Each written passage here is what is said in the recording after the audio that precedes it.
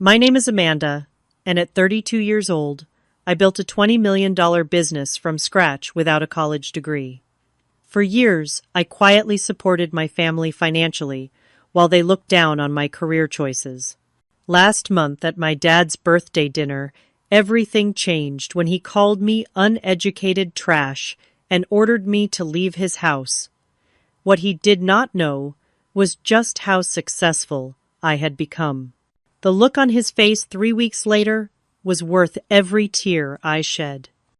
Before I share how I went from supporting my family to being called trash by my own father, drop a comment letting me know where you are watching from. Hit that like button and subscribe if you have ever felt underestimated by the people who should believe in you most. I grew up in a middle-class neighborhood in Columbus, Ohio, where expectations were clear and traditional. My father, William, was an accountant at the same firm for 30 years and believed with absolute certainty that college was the only legitimate path to success. My mother, Patricia, taught elementary school and quietly reinforced his views. From an early age, I sensed I was different from my siblings Thomas and Jennifer, who both embraced the conventional route. Even at age 10, I showed signs of an entrepreneurial spirit that puzzled my parents. While other kids played after school, I ran an elaborate lemonade stand with different flavor options and loyalty cards for regular customers. By 13, I was fixing computers for neighbors charging $20 per hour when the local repair shop wanted $75. My parents viewed these ventures as cute hobbies, nothing more. Amanda needs to focus on academics instead of these little business projects, my father would say at dinner. These games will not pay the bills when she grows up. High school was challenging. I maintained decent grades, but spent my free time reading business books and following entrepreneurs online. While my siblings joined clubs that would look good on college applications, I launched an online store selling customized phone cases. I designed myself, making nearly $2,000 before graduation. Despite my reluctance, I enrolled in community college to appease my parents. One semester was all it took to confirm what I already knew. The structured environment felt like a cage, and the business courses taught outdated concepts by professors who had never run actual companies. When I approached my parents about dropping out to pursue my business ideas, the argument lasted for days. "You will throw your life away," my father shouted, his face red with anger. "No child of mine will be a college dropout working minimum wage jobs forever." Nevertheless, I left school at 19 with only $2,000 saved from my various side hustles. Those first months were brutal. I rented a tiny studio apartment in a questionable neighborhood, the kind where you never do laundry after dark. I survived on ramen noodles and discount grocery items while working 18-hour days building my e-commerce platform. My first 3 business attempts failed completely. I lost money on a dropshipping venture when suppliers sent defective products. My social media management service collapsed when I underpriced my work and burned out trying to serve too many clients. My attempt at creating handmade jewelry could not scale beyond occasional sales at local markets. Each failure taught valuable lessons that no college course could provide. I learned about supply chain management the hard way, discovered proper client contract structures through painful experience, and understood production scalability by hitting its limitations firsthand. The turning point came when I met Sophia at a local business networking event. 20 years my senior with multiple successful exits, she saw something in me that my family never did.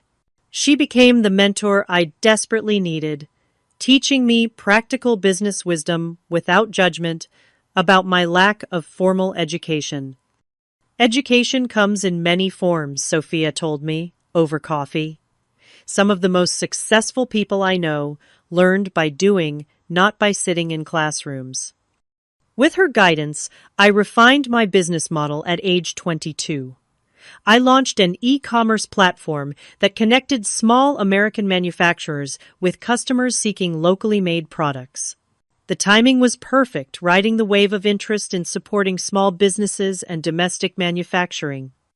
Those early days required immense sacrifice. I converted half of my tiny apartment into a makeshift office, sleeping on a futon that doubled as my couch. My desktop computer and printer consumed most of my living space. I worked from 5 in the morning until 11 at night, handling everything from website coding to customer service calls. The breakthrough came 8 months in, when a popular lifestyle blogger featured one of our artisan partners. Orders flooded in, overwhelming our basic systems. I worked 72 hours straight, fulfilling orders and upgrading our website infrastructure. That single feature brought $10,000 in revenue, more money than I had ever seen in my account. I called my parents, excited to share my progress. My father responded with cautious skepticism. "That is nice, honey, but it is probably just temporary. You know you can always go back to college when this thing runs its course." His words stung, but they also fueled my determination.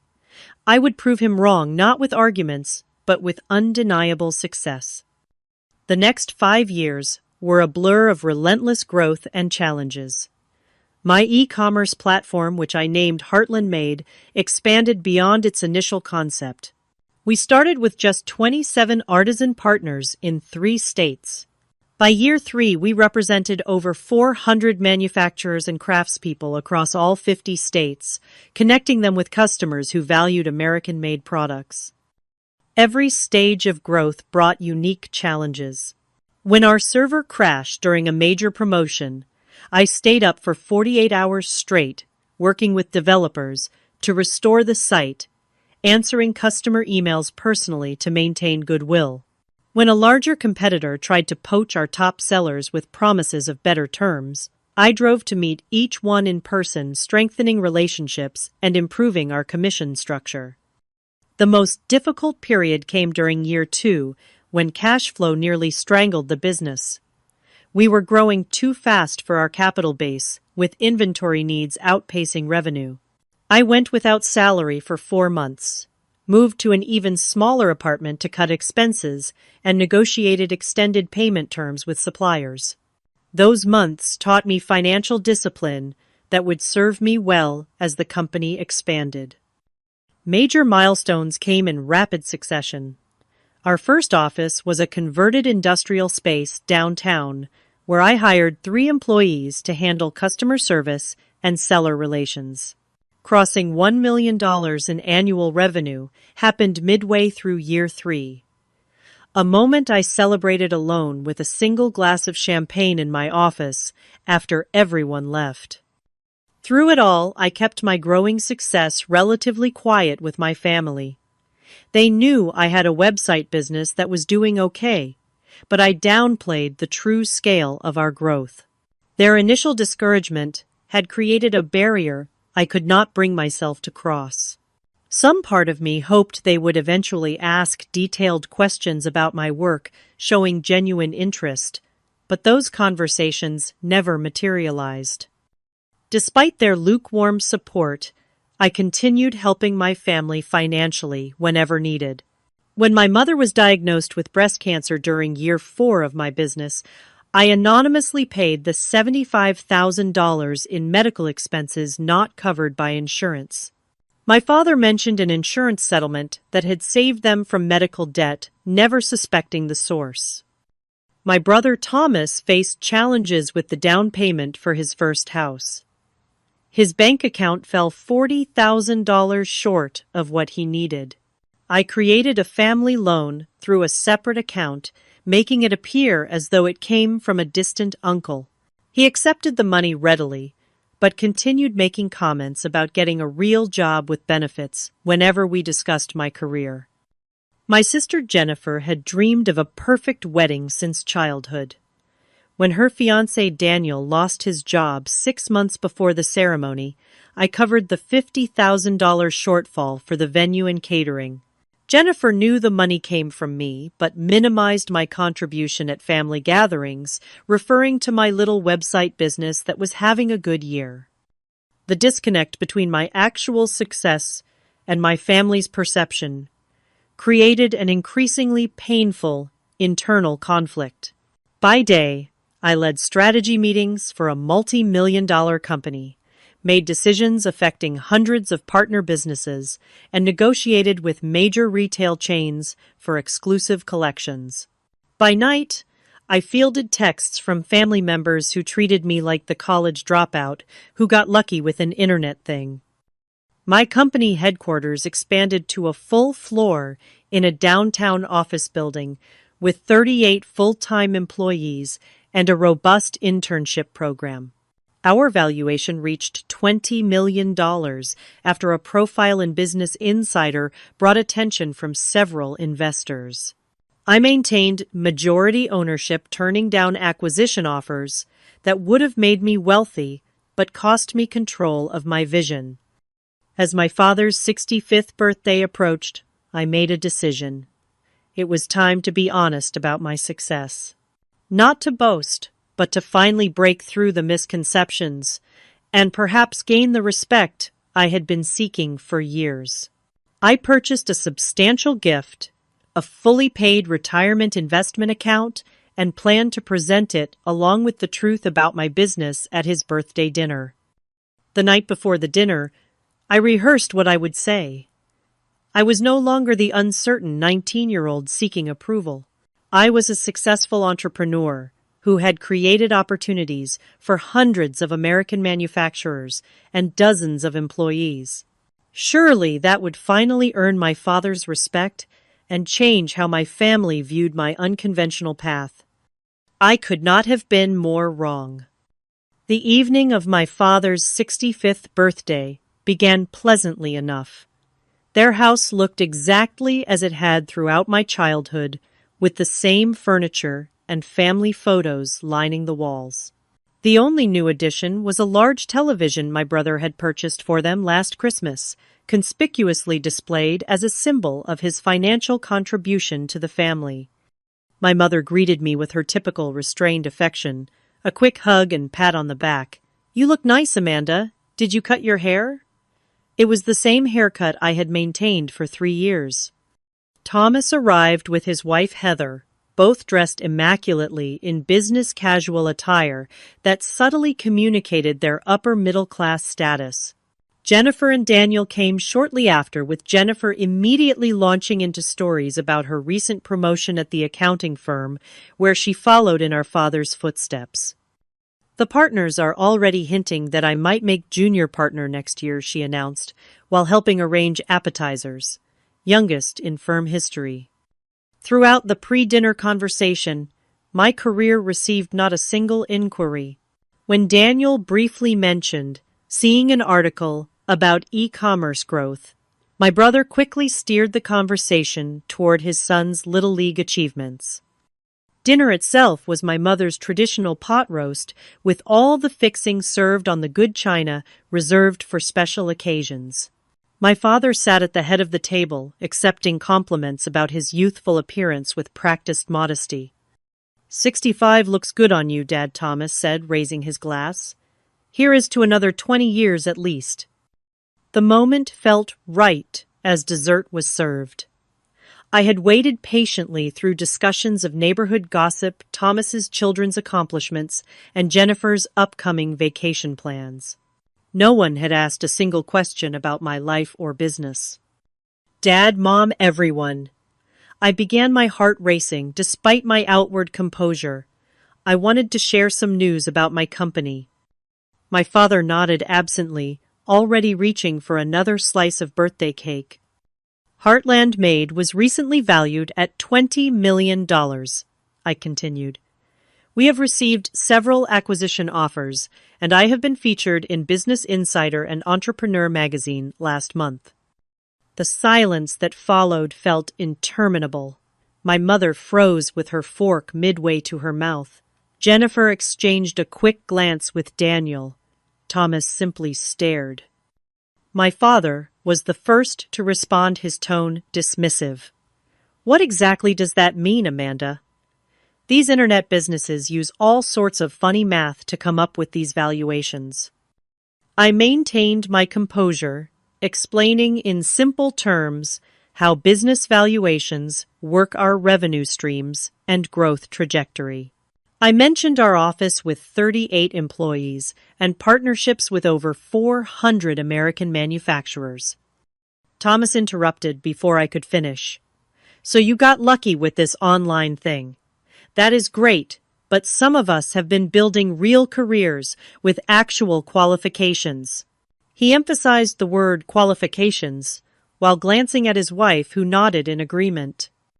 It is not luck, I responded calmly. It is 7 years of working 18-hour days, solving complex problems, and building something meaningful. We have helped save dozens of American manufacturing businesses that were on the verge of closing. My mother finally spoke, her voice tentative. That sounds impressive, dear. Though I still wish you had finished your degree. Even with this, business education is important. I felt my patience wearing thin, but pressed on. Actually, I brought something for Dad. I handed him an envelope containing documentation for the retirement account I had funded. I wanted to ensure you both have a comfortable retirement. My father opened the envelope, his expression darkening, as he realized what he was looking at. Rather than gratitude, his face flushed with something that looked remarkably like anger. What is this supposed to be? Some kind of charity? He dropped the papers onto the table. We did not raise you to throw money around like you are better than everyone. That is not my intention at all, I explained. I just wanted to help the same way I helped with Mom's medical bills, Thomas's house down payment, and Jennifer's wedding. 3 heads snapped up simultaneously. My secret financial assistance was suddenly exposed. You, my father sputtered. That was all you. Jennifer looked mortified. Thomas's expression hardened into something ugly. My mother simply looked confused. You have been secretly paying for things behind our backs. My father's voice rose with each word, playing the big shot with your internet money. I was just trying to help. I replied, my voice smaller than I intended. I never wanted recognition. I just wanted to support the family. Support, Thomas interjected. By making us feel like charity cases, some of us work honest jobs with actual degrees, not getting rich quick with online schemes. It is not a scheme, I insisted, feeling the conversation spiraling beyond my control. I built a legitimate business that helps American manufacturers reach customers. We employ dozens of people with good salaries and benefits. My father stood up, his napkin falling to the floor. You drop out of college against our advice, disappear into your little internet world, and now you come back throwing money around like you have all the answers. That is not what I am doing, I protested, fighting to keep my voice steady. You think your money makes you successful? He continued, his voice rising further. You are still just uneducated trash. Who got lucky? Anyone can get lucky.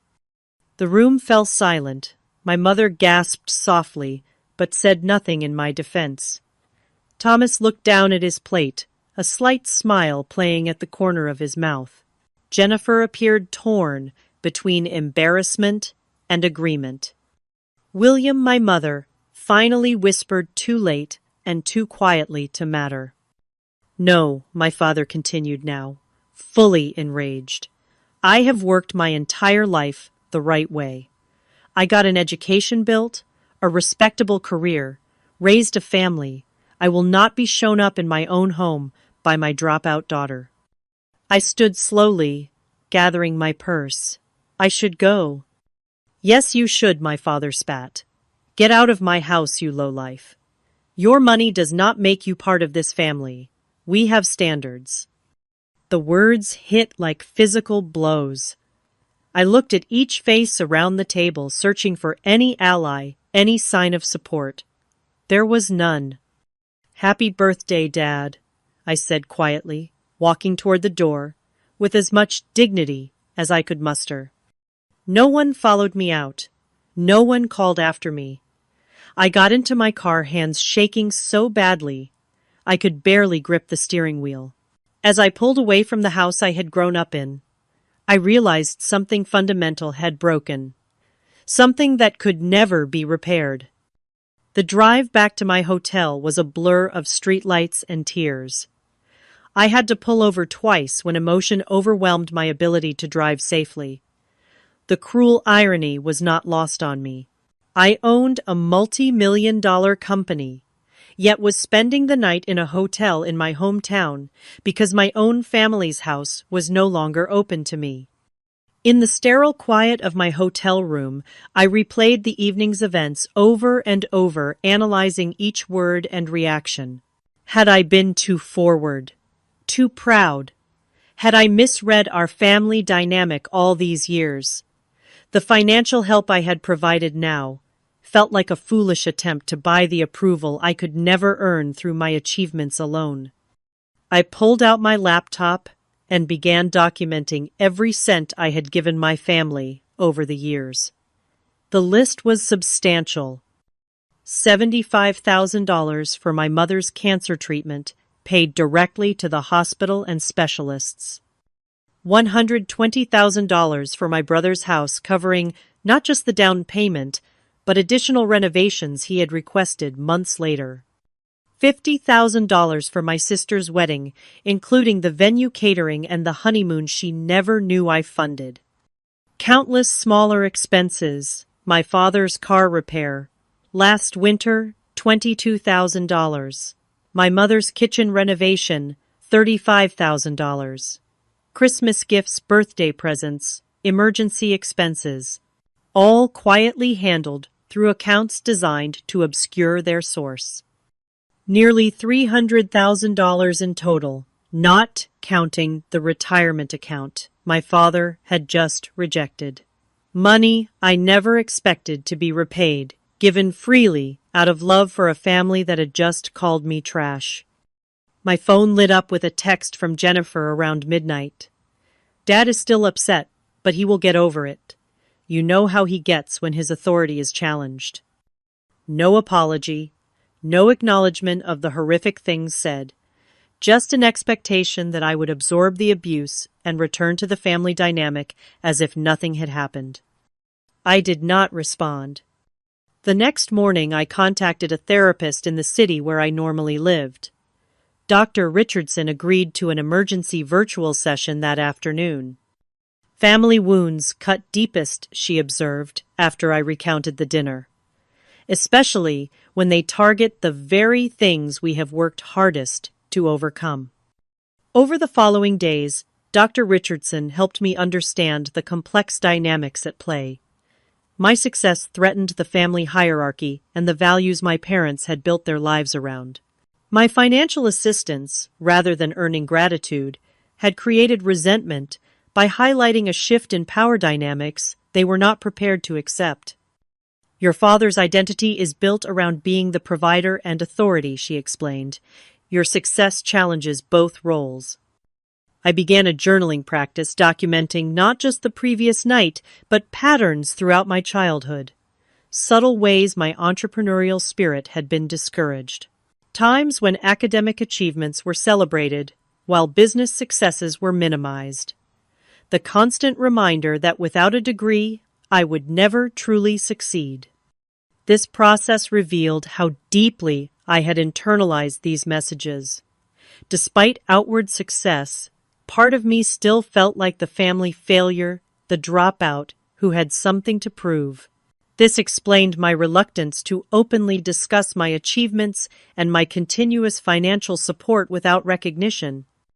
A week after the disastrous dinner, my sister called. I let it go to voicemail. "Amanda, please call back. Dad feels bad about what happened. We all do. But you have to understand how it looked, you coming in and basically showing off your money. It was insensitive to the rest of us who worked hard for our careers. I deleted the message without returning the call. The narrative twist was breathtaking. Somehow, I had become the villain for simply stating facts about my business after years of minimizing my success. My brother texted next, "Family is family. Let's move past this." No apology there either, just an expectation that I would accept my designated role and the treatment that came with it. 2 weeks after the dinner, I made a decision that felt both terrifying and liberating. I would prioritize self-respect over toxic family dynamics. The beach house I had purchased in Naples, Florida, the previous year as an investment property would become my new home. Before leaving, I wrote a letter to my parents. Not an angry tirade, but an honest expression of hurt and disappointment. Dear Mom and Dad, I have spent years seeking your approval and respect. I have supported our family financially while downplaying my success to avoid making anyone uncomfortable. Despite building a $20 million company that helps preserve American manufacturing jobs, I have been made to feel like the family failure because I chose a different path than the one you prescribed. When Dad called me uneducated trash and a lowlife, it revealed how you truly see me. No amount of success will ever change that perception. I cannot continue to participate in a relationship where my worth is measured by credentials rather than character and achievement. I will always love you both, but I need to create distance for my own well-being. I hope someday we can rebuild our relationship on a foundation of mutual respect. Love, Amanda. I sealed the letter and mailed it from the post office personally. No response came in the days that followed. With the help of my executive assistant, I arranged for my personal belongings in Ohio to be packed and shipped to Florida. I instructed her to donate most of my furniture and clothing to local charities, wanting a fresh start with minimal baggage, both literal and figurative. My company could be run remotely, with occasional trips back for important meetings.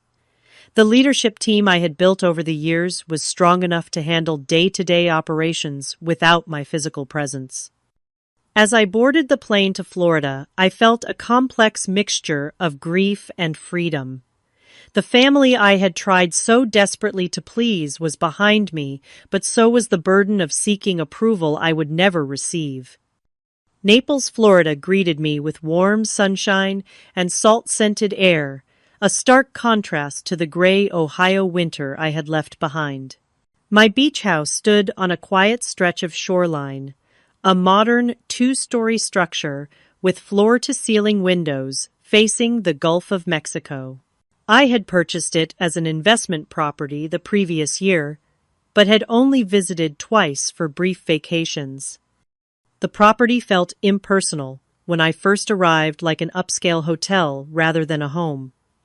The real estate agent had handled the furnishing with standard luxury vacation home decor, attractive but soulless. Making this house truly mine became a form of therapy. I started with the primary bedroom, replacing the generic beige bedding with handcrafted quilts from one of my Heartland-made artisans in North Carolina. The mass-produced art came down, replaced with original pieces from emerging American artists I had discovered through the business.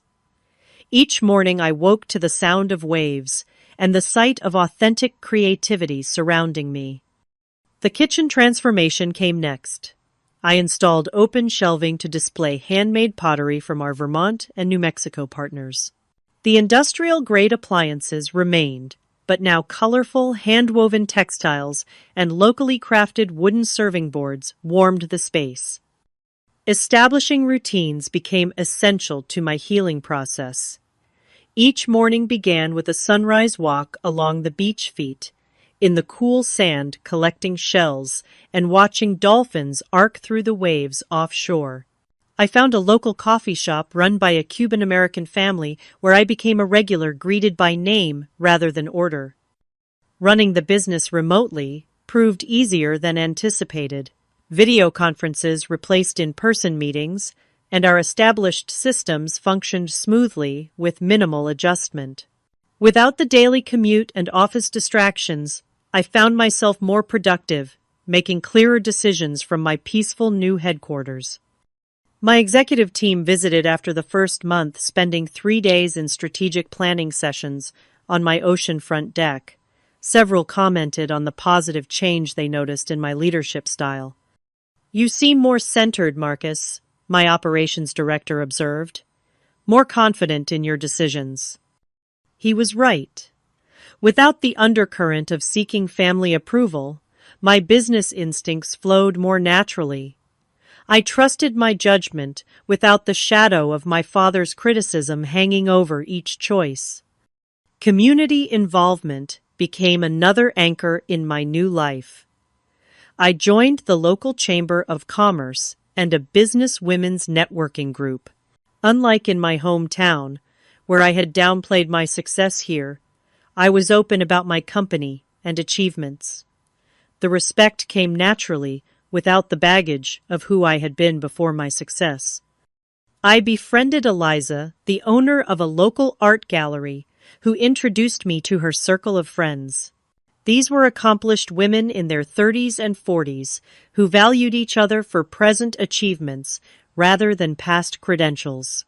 Our weekly dinner gatherings became a highlight filled with laughter and conversations that never once included questions about my education or suggestions that I had merely gotten lucky. The unexpected visit came 3 weeks into my Florida residence. My brother Thomas arrived unannounced at my door one Saturday afternoon. "Nice place," he said, whistling as he surveyed the ocean view from my living room. "Really nice." His appearance was jarring in my new sanctuary. He looked out of place in his button-down shirt and pressed khakis amid my casual coastal decor. "What brings you to Florida, Thomas?" I asked, not offering a drink or seat. "Family," he replied, with the same confident smile he had used to charm our parents since childhood. "And I could use some advice about an investment opportunity, possibly a loan to get in on the ground floor." Some patterns were too predictable to be surprising. Without my parents as an audience, his pretense dropped quickly. This was a financial visit, nothing more. "I am not making any loans to family members anymore," I said firmly. "That chapter is closed." His expression hardened. "So that is how it is. You move to your beach mansion and forget where you came from. Dad was right about you." "Dad called me uneducated trash and kicked me out of his house," I reminded him. "Is that what you came here to reinforce?" Thomas backpedaled quickly. "He did not mean it like that. You know how he gets. Family fights happen." "That was not a fight. It was a revelation," I replied. "Now, if you will excuse me, I have plans this afternoon." After showing him out, I sat on my deck watching the waves surprisingly unshaken by the encounter. The boundaries I was establishing felt right, even if they were painful to implement. That evening, I made a significant decision. I contacted my lawyer and established an anonymous scholarship fund at the community college I had briefly attended. The Amanda Wilson Entrepreneurship Scholarship would provide full tuition and mentorship to 5 students annually who demonstrated entrepreneurial potential but lacked traditional academic advantages. Make sure the selection criteria focus on demonstrated initiative and creative problem solving, not grades, I instructed. And find mentors who have built actual businesses, not just taught business classes. As weeks passed, my house truly became a home. I planted a garden of native Florida species that attracted butterflies and hummingbirds. I adopted a rescue dog, a mixed breed named Charlie, who accompanied me on beach walks and slept at the foot of my bed. His uncomplicated affection was a daily reminder of how relationships should feel. I found unexpected peace in solitude. Without the constant underlying anxiety of family judgment, I discovered aspects of myself previously overshadowed by that stress. I took a pottery class at a local studio, terrible at it, but enjoying the meditative process. I tried paddleboard yoga, spending more time in the water than on the board, but laughing through each attempt. 3 weeks turned into a month, then 6 weeks. The pain of family rejection remained, but transformed into something less acute, more like an old injury that occasionally ached rather than a fresh wound. I was building something new here, not just a home, but an authentic life, aligned with my values rather than someone else's expectations. Then came the unexpected development that would bring my family story full circle in ways I never anticipated. The Naples Business Journal was not a publication I normally read, but Eliza texted me early one morning insisting I pick up a copy. Page 3. You are going to want to see this. The feature article profiled local business owners making an impact beyond Florida. There I was, photographed on my deck, with the Gulf of Mexico behind me, under the headline, E-commerce innovator brings multi-million-dollar business to Naples.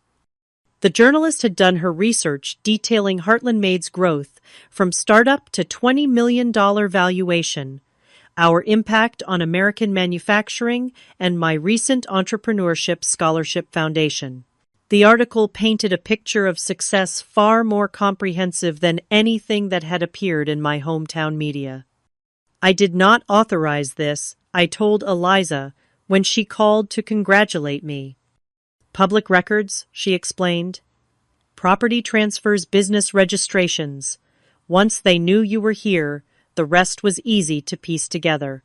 Besides, it is a great article. She was right.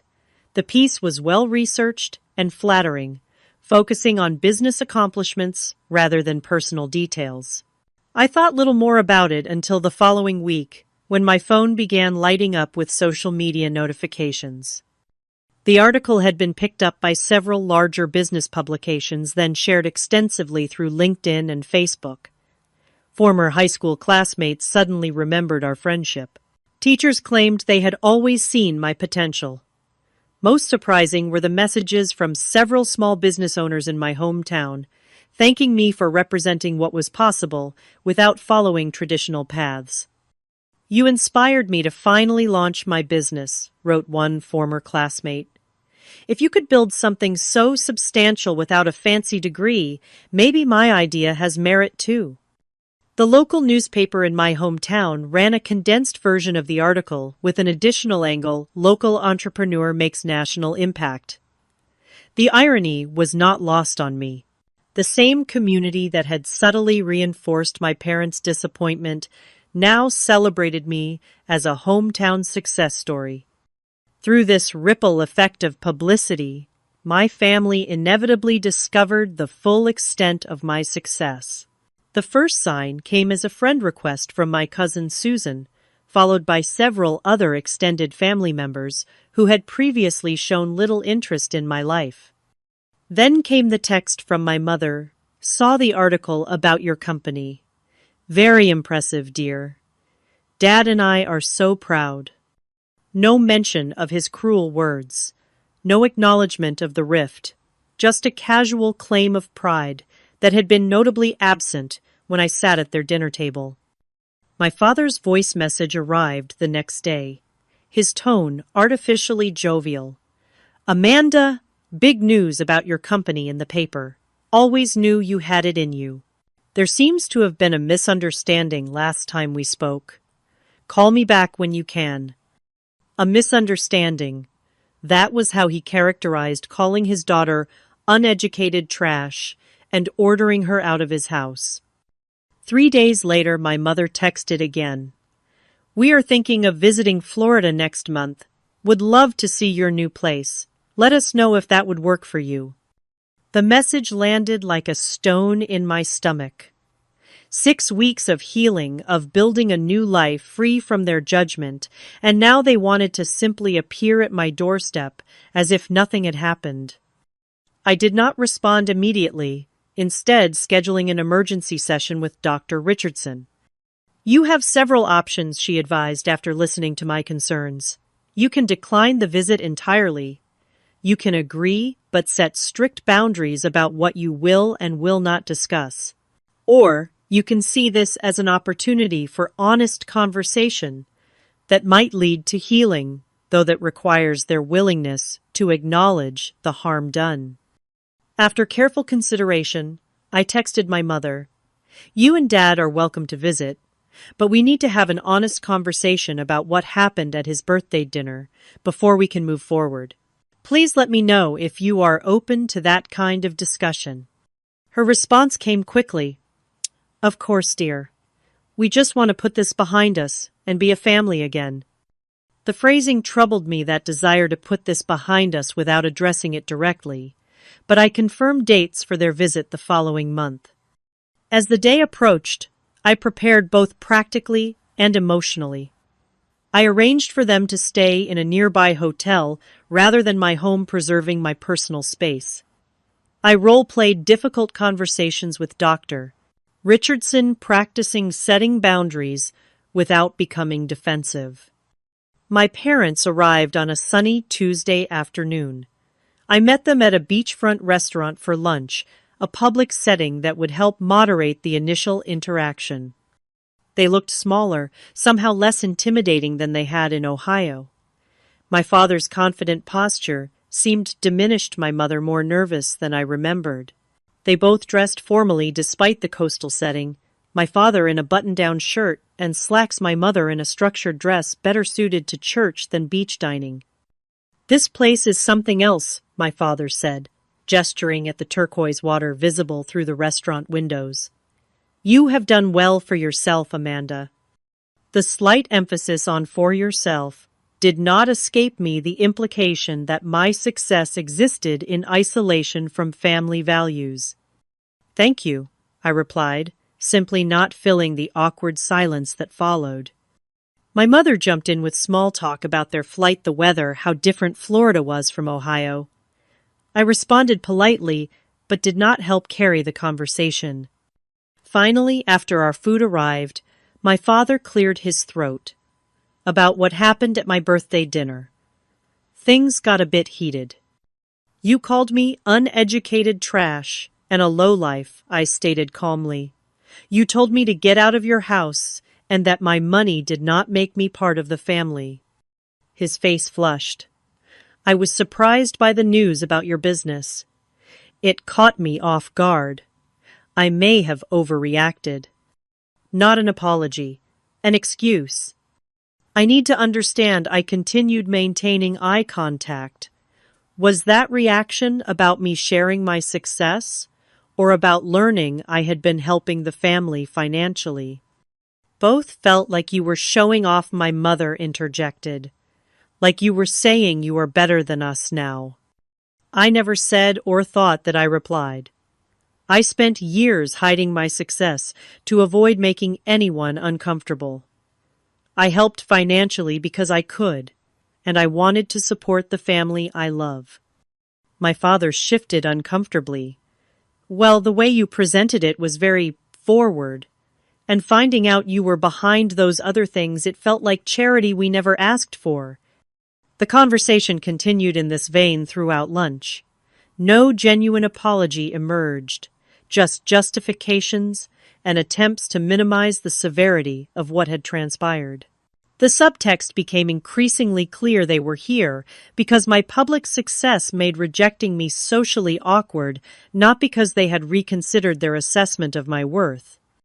As we finished our meal, I made a decision. "I would like to show you my home, but first, I need to be very clear about something. I will not pretend the dinner never happened. I will not accept being called names or having my choices denigrated. If you want a relationship moving forward, it has to be based on mutual respect." They exchanged glances before my father nodded stiffly. "That seems reasonable." When they arrived at my beach house later that afternoon, their expressions, as they took in the expansive ocean view, told me everything. This tangible evidence of my success was impossible to dismiss or minimize. The $20 million valuation was no longer an abstract number, but manifested in beachfront real estate and tasteful luxury. "This is quite something," my father managed, his voice tight. "Would you like a tour?" I offered. As I showed them through the house, pointing out handcrafted items from Heartland-made artisans that decorated each room, I realized something profound. Their approval, which I had sought for so long, no longer held the power it once did. I was proud of this home, and the business that made it possible regardless of their reaction. This revelation was perhaps the most valuable outcome of their visit, worth more than any apology they might have offered. The conversation that followed my parents' tour of the beach house was difficult but necessary. We sat on the deck overlooking the ocean, the setting sun painting the sky in shades of orange and pink that seemed too beautiful for such a tense discussion. "I want to be clear about something," my father began, his tone more conciliatory than I had ever heard it. "I am sorry for what I said at my birthday.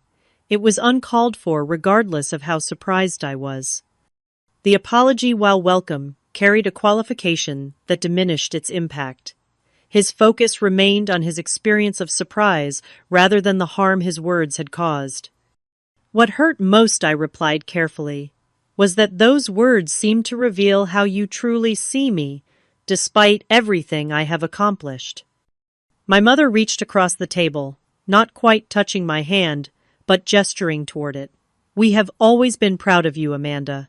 We just worried about your future without a degree." "My future is here," I said, gesturing to the house and the business that had made it possible. "I built it without a degree, but with 7 years of working harder than most people ever will. That deserves respect, not condescension." My father shifted uncomfortably. The business world can be fickle. Companies rise and fall overnight. "We just wanted security for you." "I understand. That concern comes from love," I acknowledged. "But there is no perfect security in any path. Plenty of people with degrees struggle financially, while others, without formal education, thrive. What matters is recognizing there are multiple valid paths to success." The conversation continued for hours as the sun set and stars appeared over the gulf. No dramatic reconciliation occurred, no tearful group hug that magically healed decades of misunderstanding. Instead, we reached a fragile understanding, a starting point rather than a conclusion. "Moving forward," I explained as the evening drew to a close, "I am open to rebuilding our relationship, but with clear boundaries. I will not accept being demeaned for my educational choices or having my success attributed to luck rather than hard work and skill." My parents agreed, though I sensed my father's reluctance in his tight smile and the way he qualified his responses. My mother seemed more genuinely receptive, perhaps recognizing for the first time the role she had played by enabling family dynamics that had caused so much pain. After they returned to Ohio, I reflected deeply on the visit and the path that had led me here. The healing process was far from complete, but significant steps had been taken. I maintained limited contact with my parents. In the months that followed, brief weekly phone calls that gradually became less awkward. My relationship with my siblings evolved differently. Jennifer eventually offered a genuine apology for her role in the family dynamics, and we slowly rebuilt a connection based on adult friendship rather than childhood patterns. Thomas remained distant, occasionally sending holiday greetings, but making no real effort to understand or acknowledge the harm done. My personal healing journey continued with regular therapy sessions. Dr. Richardson helped me recognize how family trauma had shaped my approach to business and relationships, creating patterns of seeking validation through achievement and financial generosity. "Success is not a substitute for self-worth," she reminded me, "and family approval cannot be purchased no matter how much you give."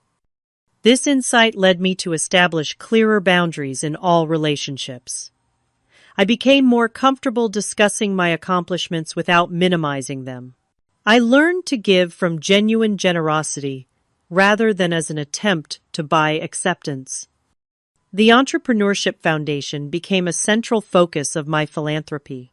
Beyond funding scholarships, I developed a mentorship program pairing successful entrepreneurs without traditional credentials with promising students facing similar challenges.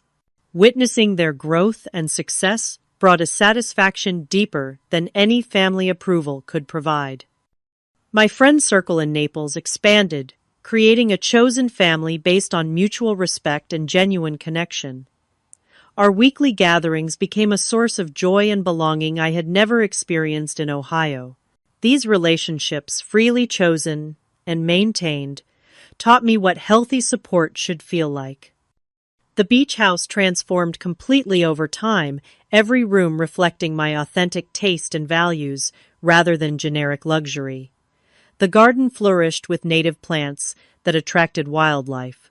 Charlie, my rescue dog, gained a companion when I adopted a second dog from the local shelter, a senior retriever named Luna, who everyone had overlooked.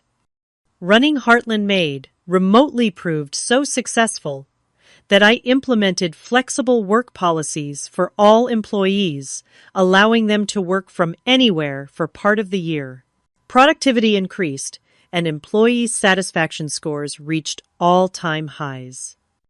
1 year after my move to Florida, I hosted a dinner party for my new friends.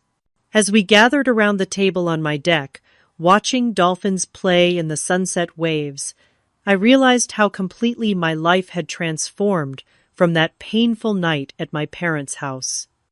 To chosen family, Eliza toasted raising her glass, and to having the courage to prioritize respect over obligation. The sentiment captured exactly what I had learned through this journey. Family connections are valuable, but not at the cost of dignity and self-respect. Success cannot be measured solely by degrees or traditional achievements, but by the lives we touch and the positive impact we create. Most importantly, I learned that forgiveness does not require forgetting or continuing to accept harmful treatment. True forgiveness is an internal process of releasing anger and resentment while still maintaining boundaries that protect your well-being. My story is still unfolding, as all our stories are. The relationship with my parents continues to evolve, sometimes progressing, sometimes regressing to old patterns. I maintain my boundaries with compassionate firmness, accepting that complete understanding may never come, but refusing to compromise my self-worth in seeking it. If my experience offers any wisdom worth sharing, it is this: your value is not determined by others' perceptions, especially those clouded by outdated beliefs or expectations. Success comes in countless forms, often unexpected ones, and sometimes the most painful rejections lead to the most authentic and fulfilling paths forward. Have you ever had to choose between family expectations and your own path? Did you face criticism for taking an unconventional route to success? Share your experience in the comments below. Remember to like and subscribe if this story resonated with you, and hit that share button to help others who might be struggling with similar family dynamics. Thank you for listening to my journey. And remember that sometimes the family we create is more important than the one we were born into.